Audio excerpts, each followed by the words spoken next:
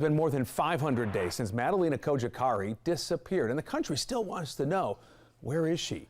This right here, the last video captured of Madalina, shows her getting off her school bus right before Thanksgiving in 2022. Both her parents were later arrested, charged with failing to report her missing.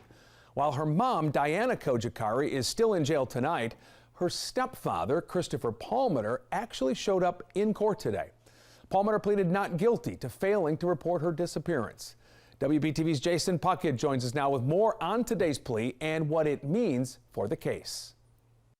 Yeah, today we saw Christopher Palmiter for the first time in about 8 months since he bonded out of jail. You'll remember he and his wife, Diana Kojikari, were both accused of failing to inform the police that their daughter, Madalina Kojikari, was missing. And now Madalina's stepfather, Christopher, is facing a jury trial later in May.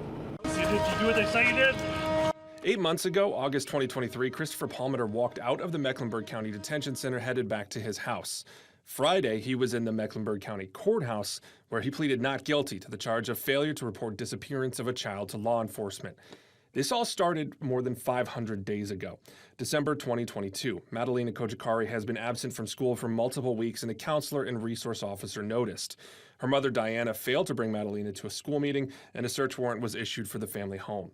Investigators found some of Madalina's personal items, including her backpack, were missing. More importantly, Madalina herself couldn't be found. 2 days later, her mother Diana and stepfather Christopher Palmiter were arrested and charged with failing to report the 11-year-old girl was missing. And in February, Diana chose not to attend a court hearing where she was expected to make a plea of guilty or not guilty. The defendant chooses not to come.